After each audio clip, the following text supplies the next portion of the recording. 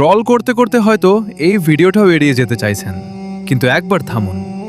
দুনিয়ার হাজারো বিনোদনের মাঝে আমরা কত সময় দেই, কিন্তু আখিরাতের জন্য কত সেকেন্ড রাখি? এই কথাগুলো হয়তো আপনার জন্যই। হয়তো আল্লাহ আপনাকে কিছু মনে করিয়ে দিতে চান। আমরা ভুল করি, গুনাহ করি, ভুলে যাই, তবুও আল্লাহ আমাদের ডাক বন্ধ করেন না। বারবার সুযোগ দেন, বারবার মনে করিয়ে দেন। হয়তো এই ভিডিওটা সেই সুযোগগুলোর একটি।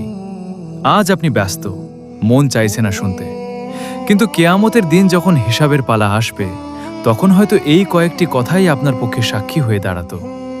শয়তান চাইবে আপনি স্ক্রল করে চলে যান, আর রহমত চাইবে আপনি থেমে শোনেন। আপনি কোনটা বেছে নেবেন? মাত্র কয়েক সেকেন্ড সময় দিন। হয়তো এই সময়টাই আপনার হৃদয় নরম করবে, চোখে পানি আনবে, আর জীবন বদলে দেওয়ার সূচনা করবে। এটা শুধু একটি ভিডিও নয়, হয়তো এটা আপনার জন্য একটি হেদায়েতের দরজা।